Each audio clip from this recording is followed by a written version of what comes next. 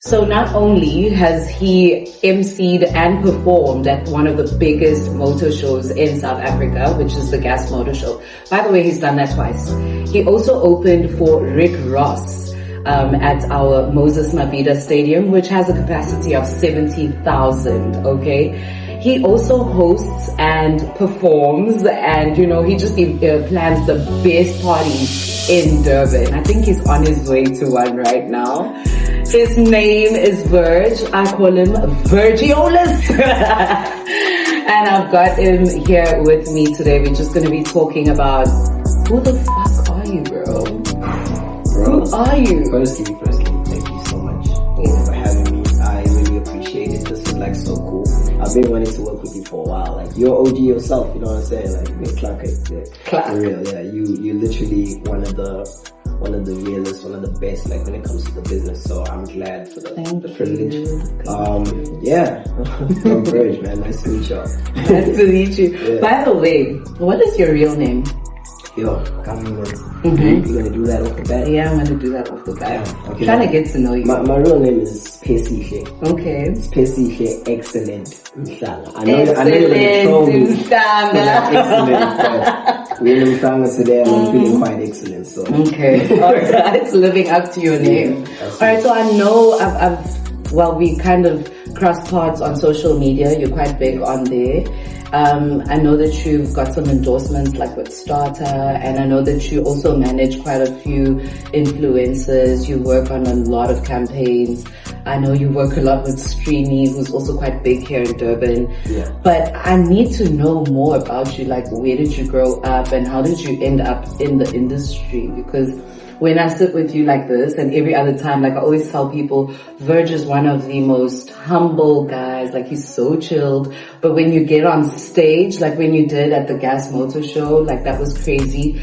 You managed the crowd so well. You really were a beast. So I'm trying to figure, where you're from and how did you get into the industry? Okay, cool. Formerly, I'm from Pongola. Right? Okay. That's northern KZN. Yeah, I believe so. That's home. I just haven't been home in a while, so I need to go back, go get some more blessings. But that's home. And I grew up in Queensborough. Okay. Yeah, so I represent Queensborough, the borough. Yeah, getting into the music thing. I don't know, I'm gonna just try and like wrap it up as quick as I can because it's a long story, right? Yeah. But I basically grew up like in an orphanage in Queensborough, right? Just due to like some financial what when we were coming up, right? Okay. But when we landed in the city, I was like, yo, we're in the city now. It's an opportunity to make something of myself. So at about the age of 10, I started writing poetry. Oh. And at about the age of 13, I wrote my first song. But when I was 16, I recorded my first song, released it in high school, and the song blew up among my peers. It must spread like wildfire. Links are being sent to everyone. The song is being sent. It's on Instagram, Snapchat, everything, SoundCloud. So guys, let's just please support him and let this thing spread like wildfire. Okay? You can say it. Yeah, just a taste of the song. Just relax. It's not Yeah, I support the gang, so please don't Whoa. Hey, watch out. Whoa. Oh, Spade. Hey, shoot out to them guys,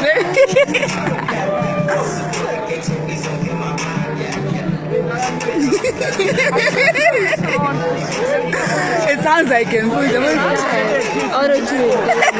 Mama's cousin, she's like,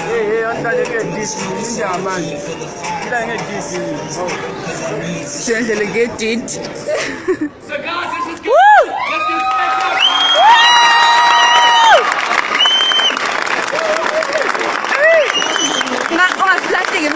So I was a really popular kid in high school, and that's kind of where my musical career just took a jump start. Because now in school, everywhere I went, people were like singing my song, they're reposting my song and stuff. My school was so supportive. The school is valid at high school. I did also go to Queensborough High School, but my career only really started taking off when I was in Nevada in grade 10.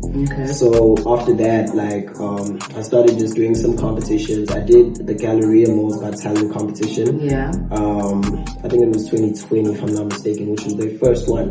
They had about 500 contestants, and I came in top 5. So top five. Not too shabby. Top five. Yeah. But it was tough, man. There was like dances, there were people doing flips. Someone swallowed a sword. I was like, shit. What am I gonna do? Yeah. A little rapper coming up, like, what am I gonna do?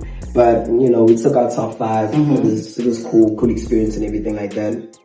Fast forward 2019, matriculated and stuff like that. I met up with a cool company. I'm not necessarily gonna mention the name of the company and stuff, but like met up with a cool company, man. They gave me a really cool opportunity. We exchanged work and everything like that. And I just started growing and learning a lot from them. I appreciate that exchange on its own. Fast forward a little bit more. Ended things with the company. You know, just on some mutual terms, ended things, started standing by myself and whatnot. I was like, I can't work a 9 to 5. You know, I just felt like I got so much to offer. So like, I can't do this 9 to 5 thing, you know? So then I just started going into like marketing and stuff like that, you know, helping companies create content too, you know? And luckily for me, we're in a time right now where content is like, it's gold. King, you know, content is king. People pay a lot of money for content and content creators and stuff like that. And that also introduced me to meeting more people who are doing like the same thing. Yeah. You know, so then I started doing content at like Keys. And then I met this other chick that ran an agency called Urban Koi. And it was Tahira. I met Tamia from Tahira. And I met a few other creators as well. Tamia George. Tamia George. Okay. That's the homie. So basically just networking. I networked my way through this like tunnel. I met a whole bunch of people. So many people with so much potential, you know, and some of them just needed that little like, you know, just a little guidance, not even a push, like just like, yo, try to do this, try to do that, you know. And it worked out, and you know, I was able to make a lot of networks and friends and stuff like that through doing that. And music has just been a passion all along. But like marketing and stuff like that, everything is self-taught. I did not study. So yeah, that's kind of where we got to this. My brother Jashmir, he's the reason I did Gas Motor Show. Okay. So the first time he did Gas, he was like, yo, oh no, not the first time. The second time he did Gas, he was like, yo, do you want to like come hype my set? And the hype man culture right now, in Durban, and also especially I think Cape Town's huge with it. Cape Town's huge with it, if I'm not mistaken, but also in Johannesburg, like it's quite a big thing. So once I got into being a hype man and an MC and stuff like that, like you start getting booked just to come there and, you know, engage with the crowd, get them to chance along with you and stuff, hype that DJ up. I started getting booked for that, you know, quite frequently, and it was quite cool. It was quite cool. So I did Gas Motor Show with Jash, did it again the second time, and the second time was just out the roof. That was crazy. Like, I remember the visuals, and I'm like, damn, Verge, what are you doing to these people? Because these people were engaged for like a full 15 minutes when you were on stage. And we're talking thousands of people. Yeah. So that was 22,000 to be precise. Yeah. I've never even done such a huge, like I've never been on stage with such a huge crowd. But you know, that's the thing. Like, that's how I know you, and I think that's how a lot of people know you on social media. Yeah. They know you as the hype man, you the guy that connects the guys to the guys. Yeah. And we've lost the whole music thing somewhere in between. So yeah. What's happening, bro? I feel like, you just touched the spot. My heart just like, it touched the spot, man. The passion, music saved my life like so many times from a whole bunch of stuff. I mean, you can imagine growing up in an orphanage, dog. Like, the thoughts that go through your head and stuff. Mental health is such an important thing. But for me, music was my way out, so that I didn't have to like succumb to doing like substances and other things, you know? So I just like, I feel like I engaged myself so much in a whole bunch of other things and uplifting other brands that I kind of, you know. And people, of course. And people, brands. Yeah. Every time I'm with you, you're like hooking something up with someone else. Yeah. But like, I just felt like, you know, I have to kind of just take a stand. I've also had a very serious conversation with a friend. His name is Myron. And he just told me like, yo, dog, what's up? Like, what's happening? I see you doing all these great things. I'm proud of you and everything for like high five, but here's the music, bro. Shout out, you know Myron. What I'm saying? So major shout out to him for just giving me that wake up call.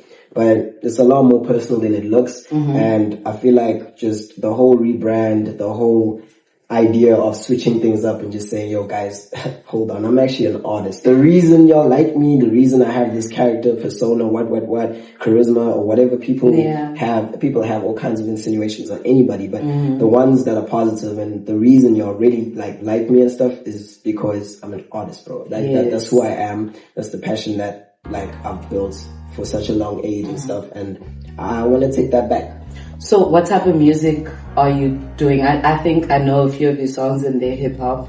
Yeah. When you're writing, right, is it from personal experience or do you just make music for people to be entertained? Because I feel like you all about the people and like getting people all hyped up. So is it coming from you or is it like an entertainment, like it's for the people, like, or is it both? That's a fine question. Like, to be honest, it's a bit of both. Okay. It is a bit of both. A lot of the stuff that I speak about are personal. Okay. Like, personal experiences. Like, you go to a house party, there's baddies everywhere. And everybody, like, messes with you because you got cool aura or whatever. Yeah. And stuff like that. You're hosting, like, one of the coolest events in the area and stuff like that. Like, everybody's just really cool and stuff like that. So, that experience inspires lyrics, you know? But then also just growing up, like, on hardships and stuff like that, that also kind of inspires things too. So it is a bit of both. Okay. So now I'm seeing a whole lot of yellow. I'm seeing a whole lot of yellow and it's not summer yet. I need you to explain what's going on with the yellow. Like, are we rebranding? You know, I feel like, okay, you see with the yellow thing, right? Firstly, it's like a psychological thing. You feel me? Like, I'm trying to get somebody to associate my rebrand and my new music with something common. Okay. Know? Like, for example, like when you're talking to, let's say you're talking to a girl or something like that, you're talking to somebody, one of the questions you are going to ask them at some point is, what's your favorite color? So, and some people look at it deeply and they're like, this color means this about you, what. But this color, bro, to me is just positive. It's a positive color, it's a warm color. The EP is dropping just before like summer, spring and summer and stuff. So I feel like it's a good time to have a color that people are probably going to be seeing quite a lot anyway. Yeah. So I just want to be associated with a specific color. Blackie's done it. My boy Custard Titch, rest in peace to him. He did it as well. He had green. Blackie also had green. Tsejo, if I'm not mistaken. Pink. Yeah. Can you see? Yeah. I just said Tsejo. Yeah. I said pink. Yeah. So I just want that same kind of effect to go into my rollouts, but also just the mere fact that, okay, it's something that people can kind of connect with on, my social media as well. Okay. Yeah. So you mentioned that there's going to be a bit of R&B in the EP. Yeah. Are you going to be singing to your crush Ashley Ogle? Do you have a girlfriend? Did I just put you into trouble? Because I know you like Ashley. Who told you that? I know. I know things. You know things. I mean, you know, there's a nice little song that I made. You know, I feel like she's really done like a lot in the space of influence, man. Like, I've seen some